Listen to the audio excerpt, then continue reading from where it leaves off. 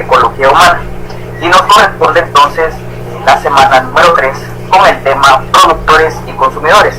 Veremos algunos ciclos geoquímicos y trataremos el tema ecosistemas equilibrados y desequilibrados. Mi nombre es Miguel Granados y estoy para ser su facilitador en cuanto a este curso. Vamos a dar unas previas antes de iniciar, y para la obtención de este material de estudio usted lo puede descargar directamente de la página de Universidad Rural de Guatemala. Si usted tiene alguna duda o alguna consulta acerca del curso, puede hacerla llegar a través del correo sh007@urural.edu.gt y con gusto le daremos respuesta a la misma. Vamos a dar inicio entonces con la clase del día de hoy. Vamos a iniciar con el objetivo de la clase, y para esta clase nos hemos trazado un objetivo, el cual es el siguiente: definir los conceptos de productores y consumidores, así como los ciclos geoquímicos y los ecosistemas equilibrados y desequilibrados. Como lo dijimos anteriormente, vamos a tratar algunos temas y algunos conceptos de definiciones, porque vamos a estar desarrollando de acuerdo a lo que hemos estado hablando en las semanas anteriores. Y para ello vamos a hablar entonces de productores y consumidores. Dentro de la cadena trófica y de la red trófica tenemos nosotros algunos conceptos, y en estos vamos a establecer precisamente el de productores y consumidores. Pero antes de hablar de estos temas, tenemos nosotros que comprender cómo es de que funcionan estas redes, estas cadenas alimenticias que se desarrollan dentro de la naturaleza. Entendamos que una cadena alimenticia no va a ser más que una secuencia lineal conforme a los productores, a los consumidores, a los descomponedores. Y una red trófica en sí será entonces una agrupación de muchas cadenas alimenticias, o una agrupación de muchas sucesiones lineales de cadenas alimenticias. Ustedes están viendo en pantalla en el costado derecho dos imágenes, dos representaciones gráficas en donde pueden ver cuál es la diferencia con respecto a la misma cadena alimenticia en una red trófica. Nos damos cuenta, en una red trófica tenemos en primera instancia a las plantas, luego a algunos roedores y finalmente a los depredadores. Y de esa misma, en ese mismo orden de ideas los tenemos en la red trófica. Creo que en esta podemos visualizar otros depredadores que a su vez pues tienden a cazar algunos consumidores y finalmente algunos productores, siempre en la misma línea. Para diferenciar entonces, vamos a decir que productores no van a ser más que aquellos organismos, aquellos seres que son capaces de crear su propio alimento, los vamos a denominar autótrofos, mientras que los consumidores les denominaremos heterótrofos, porque dependen de otros seres para fabricar su alimento. Dentro de un ecosistema nosotros podemos tener diversos, de alguna manera, procesos. Vamos a tomar en cuenta, ya lo hablamos en la clase anterior, la diferencia entre biotopo y biocenosis, que el biotopo pues va a estar en función de los factores abióticos. ¿Qué factores abióticos son los que nosotros vamos a tomar en cuenta para poder desarrollar y definir estos factores? Vamos a tomar en cuenta la temperatura, que es uno de los factores muy importantes para el desarrollo del mismo, la humedad, el tipo de suelo, la salinidad. Mientras que la biocenosis lo vamos a tomar en función de factores bióticos, y estos factores bióticos a su vez los vamos a tomar dentro de los niveles tróficos. Para los niveles tróficos, como ya lo tenemos proyectado en pantalla, tenemos, para entrar en contexto, algunos productores, algunos consumidores y los descomponedores, que son los agentes principales en el desarrollo de una cadena alimenticia o en el desarrollo de una red trófica para este mismo funcionamiento. Ustedes en pantalla, y nuevamente vamos a tomar en cuenta este ejemplo de esta representación gráfica correspondiente a la diferenciación entre una cadena alimenticia y una red trófica, en donde actúan estos elementos, estos organismos para poder desarrollarse. Es importante también recordar que si se altera uno de estos seres, alguno de estos organismos, se altera por consiguiente toda la red trófica y estaríamos alterando y entrando a un desequilibrio en cuanto al biotopo, en cuanto al ecosistema. Es importante también mencionar que las condiciones para el desarrollo de estos organismos deben de estar en función con un equilibrio entre biotopo y equilibrio entre el entorno, entre los seres, entre los factores que van a estar dentro de estos procesos. Por ejemplo, si nosotros tenemos de alguna manera alguna alteración en cuanto a la temperatura dentro de algún lugar, por ende algunos factores, otros también se van a alterar y van a producir entonces un desequilibrio, pero lo vamos a ver más adelante y vamos a ver cómo es que se desarrolla, cómo es que funcionan estos factores. Aquí tenemos nosotros entonces una pirámide trófica. Muchas veces nosotros confundimos la cadena alimenticia con una red trófica y una pirámide trófica. Dentro de la pirámide trófica vamos a tener, ustedes lo están viendo en pantalla de una manera ejemplificada, tenemos por la base de la pirámide a los productores. ¿Quiénes van a ser los productores? Van a ser todas las plantas que en función de los procesos fotosintéticos pues van a crear alimento para el siguiente escalón trófico, por ejemplo a los consumidores primarios. Estos consumidores primarios van a ser herbívoros y en pantalla pues estamos viendo algunas especies de animales herbívoros, las vacas, algunas ovejas, algunos conejos, que estos van a ser alimentados por parte de los productores y van a ser alimento de consumidores secundarios. De esta manera es que se conforma la pirámide trófica. Es importante también que tal vez, como se está viendo, que solo 3 animales estamos viendo dentro de la cadena trófica, no quiere decir que solo esos 3 animales sean los herbívoros. Hay muchos animales herbívoros, pero a manera de ejemplificar esta pirámide, entonces se colocaron estos animales.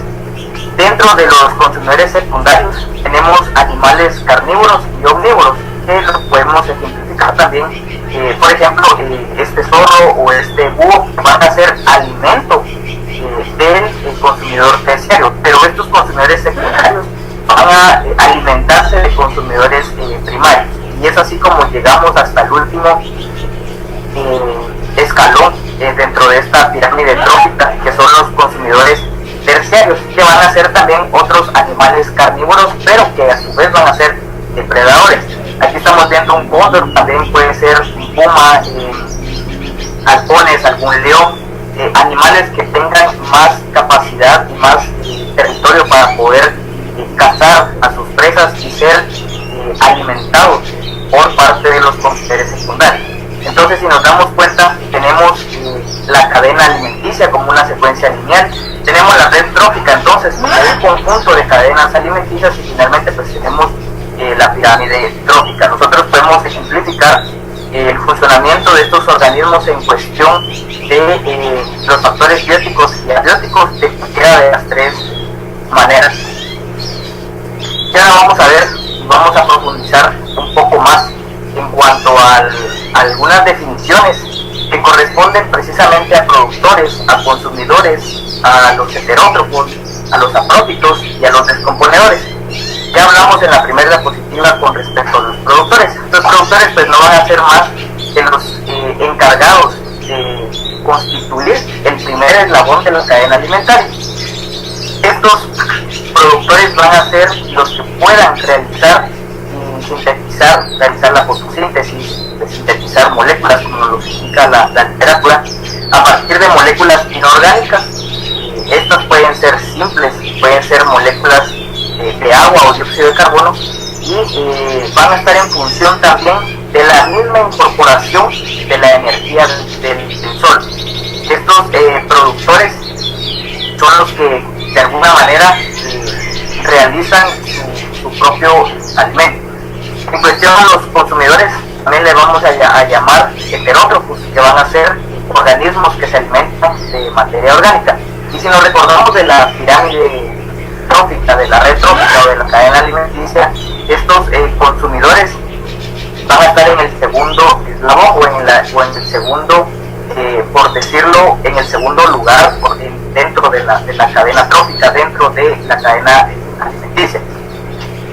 Estos consumidores a su vez van a hacer lo opuesto a los productores. Sabemos que los productores pues fabrican su propio alimento, mientras que los consumidores tienen y dependen de otros organismos, dependen de otro tipo de materia para poder alimentarse. Entonces, voy a regresar, podemos ver en la parte baja de la pirámide a los productores, para más o menos contextualizar y poder comprender cómo es de que funcionan estos agentes, estos actores dentro de la naturaleza. Tenemos los consumidores, que ya lo dijimos que son los que fabrican su propio alimento a raíz de procesos fotosintéticos, a través de procesos moleculares, y entonces los consumidores serán los que se alimenten de estos organismos que se van a encargar de crear alimento. Es decir, van a servir, van a vivir por parte de ellos mismos, van a poder crear su alimento y van a hacer el alimento, y ahí va a iniciar una cadena entonces para los siguientes eslabones. En este caso pues vamos a decir que van a ser los consumidores. Es un organismo heterótrofo, es un organismo que realmente no puede crear su alimento. En este orden de ideas podemos decir que un heterótrofo y un organismo son sinónimos. A diferencia que el heterótrofo, como nos lo indica la literatura, vamos a decir que es un organismo que no puede fabricar su alimento por fijación de carbono. Por lo tanto, va a derivar su ingesta, su alimentación, de nutrientes de otras fuentes. Es decir, va a llegar con los productores y va a pedir que le cedan alimento para él poder pues estar en funcionamiento dentro de una cadena alimenticia, dentro de una red trófica o de una pirámide trófica. Y con ello pues vamos a ejemplificar que principalmente el alimento que ellos van a depender es de materia vegetal o de materia animal, que en muchas ocasiones también puede ser en materia en descomposición, que obviamente pues van a ser factores y procesos que se van a dar dentro de la naturaleza. Vamos a entrar entonces ahora a la definición de saprófitos. Un saprófito pues no va a ser más que un organismo que al final de cuentas va a obtener su alimento a partir de materia orgánica de otros organismos, ya sea muertos o en descomposición. Y existe una similitud entre un heterótrofo y un saprófito, pero específicamente los saprófitos van a depender de toda esa materia orgánica, de todos esos animales que de alguna manera están muertos, o algunas de esas plantas, porque hay especies saprófitas que dependen de materia en descomposición, y también de especies vegetales que pues ya están sin funcionamiento, están muertos. Vamos a hablar ahora de los descomponedores, que son los que están por debajo de los productores, pero hay que tomar en cuenta que los descomponedores también juegan un papel muy importante dentro de toda la pirámide trófica, juegan un papel muy importante dentro de toda la red, dentro de toda la cadena alimenticia. ¿Por qué razón? Porque los descomponedores, al momento que, por ejemplo, algún depredador muere, estos van a entrar en acción. O puede ser de que algún consumidor primario pues muere, pueda que sea alimento para el siguiente consumidor, los consumidores secundarios, o puede ser alimento, que definitivamente lo es, de los descomponedores. Vamos a hablar entonces que un descomponedor son todos esos organismos básicos y son esenciales. Oigas esta palabra, como le indica, son esenciales a instancias de lo que llamamos cadena alimentaria, porque son todos aquellos organismos que ocupan el aprovechamiento de la materia y de la energía que presentan los animales y las plantas. Cuando hablamos de que los descomponedores descomponer, van a estar dentro de toda la cadena trófica, toda la cadena alimentaria. No solamente se van a aprovechar de toda esa materia por parte de los animales, sino que también por parte de las plantas, tal y como nos indica acá la literatura. Vamos a ejemplificar de qué materia se pueden alimentar estos descomponedores. Pueden ser bacterias, pueden ser hongos, en cuestión de las especies vegetales. En especies animales, pues pueden ser cualquier animal que está en descomposición y que de alguna manera, pues hasta cierto punto dependen de todos estos procesos. Si nos damos cuenta, y si ustedes y yo nos ponemos a analizar en cuestión de que, bueno, no hay que esperar o no hay que permitir que mueran todas las especies. Si nos damos cuenta, debe de existir un equilibrio ecológico dentro de todo el funcionamiento de un ecosistema para el poder tener ese equilibrio ecológico. Entonces nosotros tenemos que comprender todos los funcionamientos y saber de que todos estos actores, todos estos procesos, todos estos agentes son muy importantes para el desarrollo y para poder lograr este equilibrio como tal. Vamos ahora a entrar a los ciclos geoquímicos. Para ello vamos a tener el desarrollo de 4 ciclos y vamos a iniciar por el ciclo del agua. El ciclo del agua es uno de los, al final de cuentas, uno de los más, bueno, todos son importantes, pero el ciclo del agua constituye vida para todos los organismos. Se compone de diversos componentes, de diversos procesos, y al nosotros hacer mención de ciclo geoquímico, de cualquier ciclo, ya sea del carbono, del agua, del nitrógeno, del fósforo, vamos a entender que el ciclo inicia en cualquier parte o en cualquier punto del mismo. No necesariamente tiene que iniciar, por ejemplo, en el ciclo del agua. Vamos a ver dos maneras diferentes de cómo reaccionan y cómo se comportan estos ciclos. Por ejemplo, usted le puede decir, bueno, el ciclo empieza a partir de la evaporación, pero otro compañero nos puede indicar, no, el ciclo empieza a partir de la precipitación, y otro a partir de la escorrentía. El ciclo del agua, cualquier otro ciclo, inicia desde cualquier punto. Vamos a hablar entonces que el ciclo del agua, nosotros pues vamos a iniciar el día de hoy a partir de la misma precipitación. De la precipitación, si nos damos cuenta, pues, puede iniciar en cualquier punto y puede dar paso a otros procesos. Por ejemplo, si vamos a empezar de izquierda a derecha, la precipitación en cuanto a la que se realiza en las cercanías del mar, esta posteriormente pues se va a evaporar. ¿Qué sucede cuando se evapora esta lluvia o el agua que se forma, o el agua que está en el mar como tal?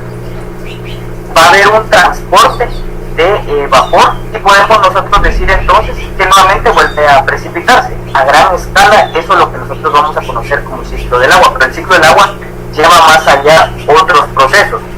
Vámonos a la parte derecha. Cuando ocurre la precipitación en las partes altas, esta de alguna manera va a dar paso a la infiltración y a diferentes escorrentías, ya sea superficial o subterránea. Cualquiera de las dos escorrentías, cualquiera de los dos procesos van a ir a dar a otro cuerpo de agua, a un río o al mismo mar, y se repite nuevamente este proceso. Cuando se precipita, el agua se infiltra, luego pues llega por un flujo de retorno hacia el mar, hacia el lago, hacia un río. Si nos damos cuenta entonces, este ciclo llega o inicia desde diversos puntos. Puede que por ejemplo, en la parte norte de Petén pues esté lloviendo y ahí está iniciando el proceso del agua. Usted me podrá decir, bueno, aquí inició. Pero puede ser que en Izabal o en la parte sur del país, en el océano Pacífico, pues está dando el proceso de evaporación, igual en la parte de la zona del Atlántico. Y en efecto, el ciclo del agua pues puede también iniciarse a partir de la evaporación del agua que se da en los lagos o en los ríos. Vamos a pasar ahora al ciclo del carbono. Lo vuelvo a repetir para que se nos a manera de aprendizaje. Sabemos que el ciclo como tal, un ciclo, cualquiera de los ciclos, inicia desde cualquier punto. Para el ciclo del carbono pues vamos a tener en función, y se me olvidaba hacer mención, que en el ciclo del agua también entra en función la energía solar. Esta energía va a estar también, va a ser parte elemental, va a ser una parte fundamental para poder desarrollar la evaporación. Vamos a regresar al ciclo del carbono. Para analizar el ciclo del carbono tenemos que recordar que es uno, aparte de ser uno de los elementos contenidos en la tabla periódica, también es un elemento principal, es un elemento fundamental para alimento, para producción, para funcionamiento de otras especies. Acá tenemos a manera de representación el ciclo del carbono, pues obviamente vamos a iniciarlo por parte en el lugar exacto de la luz solar que va a llegar hacia los árboles. Los árboles, en función de la energía solar, de los flujos de energía, del agua que absorben por parte del suelo, van a realizar la fotosíntesis. Esta fotosíntesis va a ser, como lo dijimos en la red trófica, va a ser alimento. La conversión de esta fotosíntesis para el funcionamiento de las plantas va a ser alimento para otros animales, para otros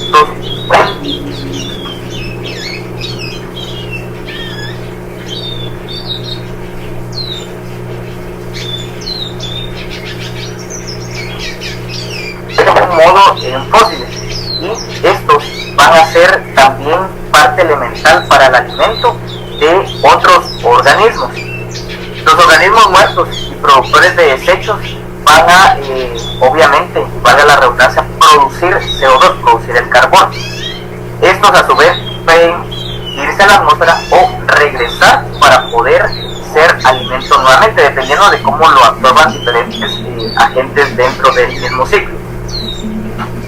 El ciclo del carbono también está en función de las emisiones que se pueden dar por parte de vehículos, fábricas o de cualquier otro medio de transporte que emita este elemento, y que a su vez también esto va a estar en función de la respiración de las raíces. Recordemos que el ciclo del carbono pues es un tanto complejo porque actúan diferentes organismos, y aquí entra la participación antropogénica, es decir, entra el ser humano con las emisiones de los vehículos y las fábricas que están de una manera a cierto punto pues errónea o de una manera incorrecta. Nosotros como lo estamos de alguna manera pues emitiendo. Para una mejor comprensión ejemplifiqué nuevamente los dos ciclos con los procesos que se dan. Para el ciclo del agua tenemos la evaporación y se colocó en números. Número 1 la evaporación, número 2 la condensación, pero nosotros podemos bien colocar número 1 la infiltración, número 2 la escorrentía, número 3 la evaporación y así sucesivamente. Dentro del proceso del ciclo del agua nosotros vamos a hablar que vamos a iniciar específicamente, no necesariamente, pero en la evaporación. Esto va a estar en función de la energía del sol. Se va a producir la condensación y esta condensación va a ayudar a que nuevamente pues se genere más agua, más gotas de agua, más moléculas de agua, y vamos a tener la precipitación. La precipitación en las partes altas por efecto de gravedad pues obviamente nos va a producir la infiltración y finalmente la escorrentía. Aquí tenemos 5 de los pasos que incluye el ciclo del agua, de los 5 procesos. En esta tenemos de una manera más, con el permiso de ustedes regreso a la diapositiva, más compleja algunos otros pasos para poder ejemplificar. ¿Qué sucede con el ciclo del carbono? Para un mejor análisis vamos a definir que la luz solar va a llegar de la atmósfera a las plantas y va a realizar la fotosíntesis, tal como lo dijimos anteriormente. Estos compuestos, estos organismos fotosintéticos van a dar lugar a los organismos en descomposición. ¿Qué sucede con esta parte? Va a llegar esto de las plantas directamente a los animales y pueda que se lleve por parte también de los fósiles o combustibles fósiles como los conocemos. Los organismos mueren y pues van a producir desechos que van a ir entonces de las plantas a animales del suelo específicamente. En el anterior pues teníamos las plantas a los animales, pero ahora ¿qué sucede? Con el efecto de la respiración de los animales, la evapotranspiración, la respiración de las plantas y todos esos procesos, vamos a irnos entonces de los seres vivos a la atmósfera. Con esto estaremos creando lo que nosotros conocemos como el CO2, que va entonces a estar en función también de las respiraciones de las raíces, del levantamiento de los océanos y por supuesto, como lo mencioné anteriormente, de las emisiones de los vehículos y de las fábricas, que también no pueden ser solo tipificarse por parte de las fábricas, sino que también deben de hacerse en función de las actividades que de alguna manera están siendo irracionalmente realizadas. Con esto, con la creación del CO2, pues llegamos nuevamente a la parte de la producción de la fotosíntesis. Recordemos que la fotosíntesis pues tiene dos procesos, de día y de noche, y en función de esto pues van a necesitar este CO2 para poder funcionar. Algunos de ustedes me podrán decir, bueno, el CO2 es un compuesto pues malo para el poder realizar la vida humana, los procesos naturales, entre otros, pero en ese orden de ideas vamos a decir que el CO2 contribuye para el desarrollo y para el equilibrio, que nosotros hablamos anteriormente, ese equilibrio ecológico. Vamos a hablar ahora del ciclo del nitrógeno. Para el ciclo del nitrógeno también vamos a ejemplificar de igual manera con el ciclo del fósforo dos imágenes para poderlo asimilar de una mejor manera. El nitrógeno sabemos que es otro de los elementos contenidos dentro de la tabla periódica y que lo encontramos en la naturaleza. El nitrógeno va a estar en las proteínas de los animales, va a estar en la atmósfera como tal. Y el ciclo del nitrógeno, entonces, en lo que nosotros vamos a encontrar en estas proteínas de los animales, va a llegar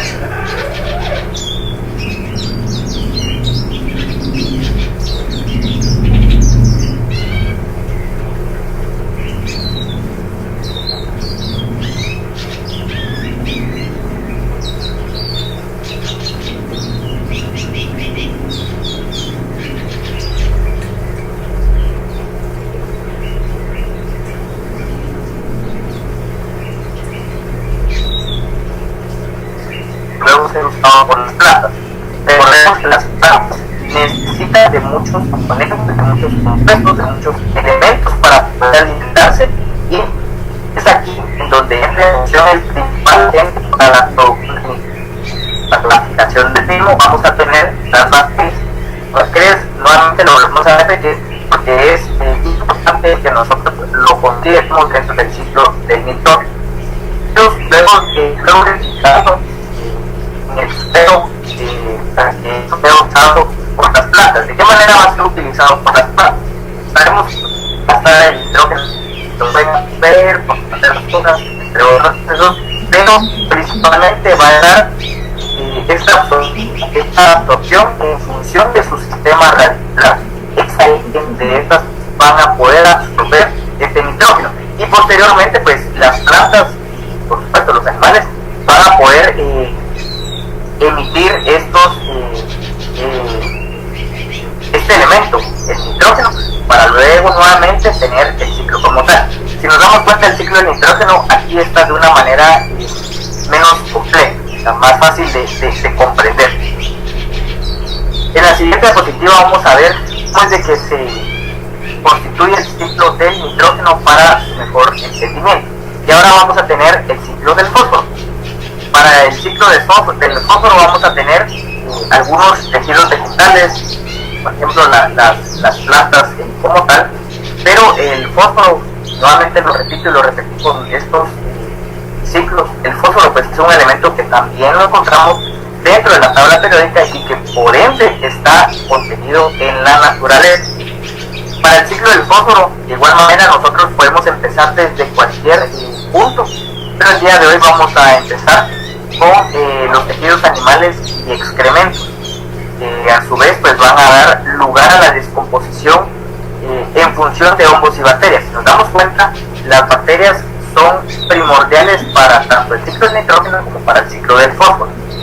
En esta descomposición pues va a estar en función muchos factores. Por ejemplo, la asimilación, esta se va a dar por parte de las células vegetales, la meteorización de las rocas, que no es por casualidad que las rocas se encuentren tal vez en un ecosistema que ya tenga años, o que tal vez pues por ejemplo a mí se me dio la gana ir a poner una piedra, una roca. No, esto está en función de estos elementos. ¿Qué sucede con la fijación del fósforo en el suelo? Se va a tener, aparte de la meteorización de las rocas, también se va a tener una pérdida en el drenaje y se va a tener fósforo en solución, y esto nos lleva a la incorporación en cuanto a la fijación de este mismo elemento en rocas sedimentarias. Los levantamientos geológicos realmente mueven estas rocas hacia ambientes terrestres. ¿Qué quiere decir con esto? Que muchas rocas que han estado por debajo de los suelos miles y miles de años, en función de estos procesos, van a poder moverse a la superficie terrestre, y no porque tal vez va a llegar un sistema radicular muy fuerte y lo va a enviar a la superficie de la Tierra. No, esto es un proceso que lleva miles y miles de años. No es porque tal vez, bueno, se fijó el fósforo hoy y ya mañana yo voy a encontrar la roca en la superficie del suelo. No, esto es un proceso. Entonces podemos decir que el fósforo en el suelo también va a estar en función de la orina por parte de los animales, por parte de nuevamente lo volvemos a decir, de la descomposición por hongos y bacterias, que esas van a estar también en función de tejidos animales y excrementos. Para una mejor comprensión, tenemos en esta diapositiva el ciclo del nitrógeno. Si nos damos cuenta, nosotros podemos iniciar desde cualquier punto. Vamos a iniciar con la desnitrificación, para posteriormente pues tener nitrógeno atmosférico. En este caso pues lo vamos a llamar o a ejemplificar con este compuesto N2, que en función, como lo dijimos anteriormente, de las bacterias se va a dar la fijación de este elemento. Para que este elemento nuevamente llegue al nitrógeno en el suelo, esto también va a ayudar los residuos orgánicos a poderlo fijar en el suelo, los residuos de las plantas, y que luego de estar fijado en el suelo llegue entonces al sistema radicular para que sea alimento de las diferentes especies vegetales, de las plantas que pueda haber, y que incluso dentro del patio de su casa pueden darse estos procesos. Al momento de existir estos elementos, pues se crea el ciclo del nitrógeno.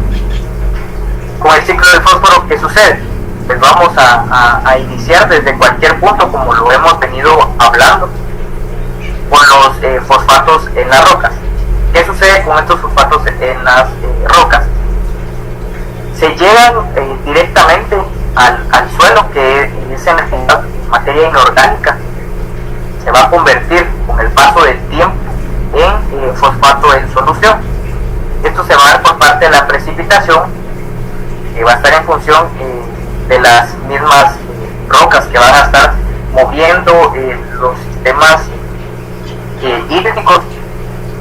Van a ser elevados por la misma roca y va a ser un desgaste. Hasta aquí nosotros podemos decir que tenemos el ciclo del fósforo. ¿Qué pasa en el costado derecho? Vamos a tener fosfatos en compuestos orgánicos que van a ser de animales y también de plantas. Estos se van a constituir en desechos orgánicos. Cuando se constituyen en desechos orgánicos, entonces nosotros vamos a tener desechos en el suelo. ¿Qué sucede sucede cuando nosotros tenemos desechos en el suelo? Y aquí entra en funcionamiento lo que hablamos anteriormente. Entra en función los descomponedores. Cuando nosotros tenemos estos descomponedores, vamos a poder fijar fosfatos en el suelo, que va a ser de materia inorgánica.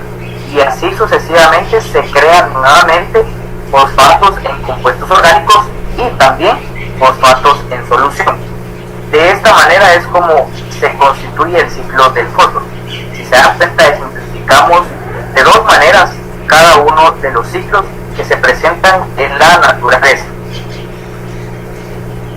Vamos a hablar entonces de los ecosistemas equilibrados y desequilibrados. Para los ecosistemas equilibrados y desequilibrados entran en funcionamiento todo lo que hemos hablado.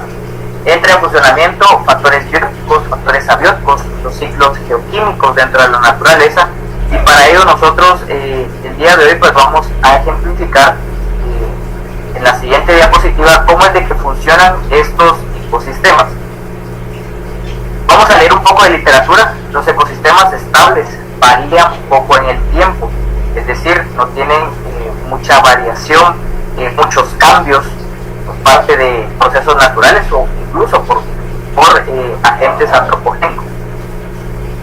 Van a variar con el tiempo. Las biomasas de cada una de las especies que se mantienen constantes. Para que eso se cumpla, la producción de un nivel trófico tiene que ser aproximadamente igual a la explotación. ¿Qué quiere decir con eso? Que dentro del nivel trófico, por ejemplo, de los productores, que para la redundancia van a producir alimento para el siguiente eslabón, en este caso para los consumidores primarios, tiene que ser de esa misma manera la explotación, es decir, la depredación por parte del siguiente eslabón, que van a ser los consumidores secundarios, como lo vemos en la cadena alimenticia, la red trófica o la pirámide trófica anteriormente. Y con esto nos lleva al principio que estamos indicando en la literatura. Tiene que ser aproximadamente igual a la explotación. Y como nos lo indica la literatura y me adelante a podérselos explicar, debe de ser el consumo que se ejerce en el nivel trófico siguiente. Es decir, tiene que haber, por ejemplo, si los productores pues, van a invadir un ecosistema por parte de todos sus procesos, todas las plantas, debe de haber una cantidad de consumidores primarios que pueda alimentarse de todos estos productores.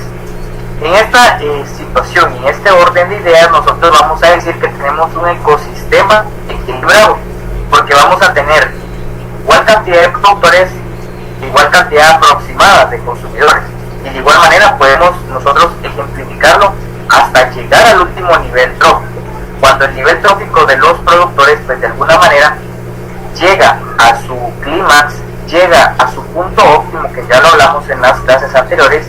Vamos nosotros a poder establecer el ecosistema equilibrado. ¿Qué sucede con un ecosistema desequilibrado? Podemos ejemplificar, y antes de leer la literatura, ejemplificar cambios en la temperatura, la deforestación, también la depredación y los procesos naturales. No siempre un ecosistema desequilibrado lo vamos a tomar como algo negativo, como que el humano pues tuvo mucho que ver para que esto existiera. Un ecosistema desequilibrado también va a estar en función de procesos naturales. ¿Qué procesos naturales nosotros podemos ejemplificar? Actividades volcánicas, incendios. Estos incendios pueden ser pues provocados naturalmente por las altas temperaturas que se dan dentro de estos mismos ecosistemas o por parte del hombre, como lo podemos ver. ¿Y qué es lo que nos van a traer estos ecosistemas desequilibrados? Por supuesto, muchas consecuencias. Los ecosistemas desequilibrados son muchas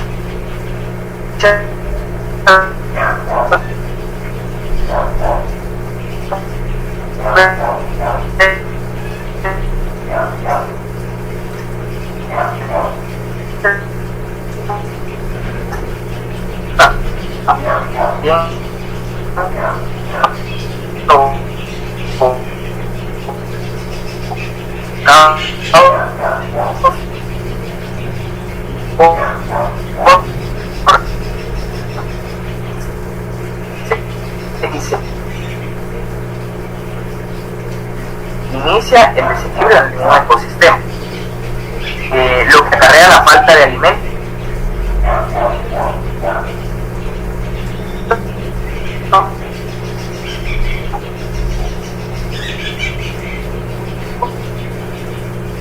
Los herbívoros, tales que influyen directamente en el desequilibrio de un ecosistema. La falta de agua acaba con cualquier ecosistema y eso determina la desaparición de especies. Si tampoco hay especies herbívoras, por ende no va a haber alimento para el siguiente nivel trófico, para los consumidores secundarios. Y tampoco entonces habrá depredadores por falta de alimento. Hay desequilibrios que se repetirán en la cadena alimenticia, es decir, bueno, se acabó el alimento para este ecosistema, pues no pasa nada, pero en ese caso pues sigue el problema y se va a dar las consecuencias por parte de este desequilibrio, como lo estamos viendo. Para entender un poco mejor cómo funciona el equilibrio, lo ideal, cuando de alguna manera pues el hombre debe de ser una ayuda para el ecosistema, muchas veces es un tropiezo para el funcionamiento de los mismos.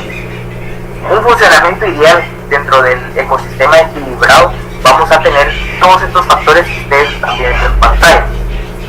Podemos constituir que aquí existe el ciclo del nitrógeno, el ciclo del fósforo, el ciclo del agua, el ciclo de todos los ciclos que existen, en función de todos los factores bióticos y abióticos. Un consumidor terciario, pues sabemos que se va a alimentar de un consumidor secundario, y lo estamos ejemplificando. Un águila, por ejemplo, se alimenta de especies, en algunos casos, por supuesto, de especies acuáticas. Estos consumidores secundarios pues se van a alimentar de consumidores primarios que van a ayudar al consumo, valga la redundancia, de la producción de las plantas que nuevamente, valga la redundancia, van a tener estos productores. Estos productores van a estar en función, nos damos cuenta, aquí tenemos ya el CO2, es decir, el carbono, la energía por parte del sol y el oxígeno. Estas plantas van a dar no solo alimento, van a dar también lugar a muchos funcionamientos, incluso por debajo de la tierra, y van a ser hábitats de otros animales. En este caso pues podemos tomar en consideración al caracol o algunos roedores. ¿Qué sucede con estos roedores? Van a ser alimento de consumidores secundarios, por ejemplo una serpiente o mamíferos que de alguna manera pues, se alimenten de estos animales. Si nos damos cuenta, tenemos por el costado derecho, por el costado izquierdo, por el costado derecho, cómo es que se constituye ese alimento por parte de la cadena trófica. Por debajo del suelo pues vamos a tener que cuando de alguna manera algún animal pues muere, se va a dar el proceso de la descomposición en función de los organismos que van a descomponer esta materia, creando así sales minerales que van a ser alimento para las plantas que nuevamente pues vamos a tener ejemplificar y que van a ser alimento para los consumidores primarios, y que pues nuevamente se repite este ciclo. A todo esto nosotros vamos a decir que existe un equilibrio dentro del ecosistema, potencial biótico y resistencia al ambiente. En esta oportunidad pues no vamos a ahondar mucho, porque en la siguiente clase pues los vamos a definir de una manera más exacta, pero podemos decir que el potencial biótico es la máxima capacidad de reproducción que habrá dentro de un ecosistema.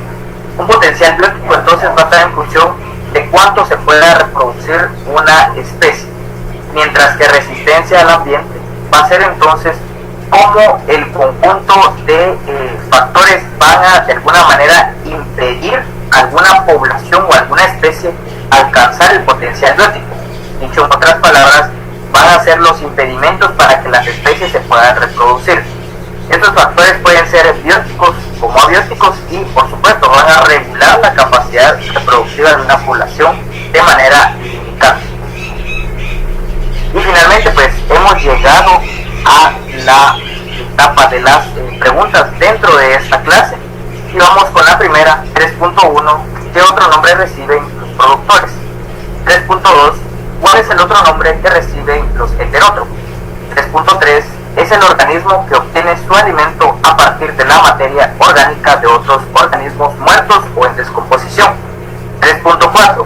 ¿Quiénes fijan el nitrógeno dentro del ciclo para luego este sea usado por las plantas?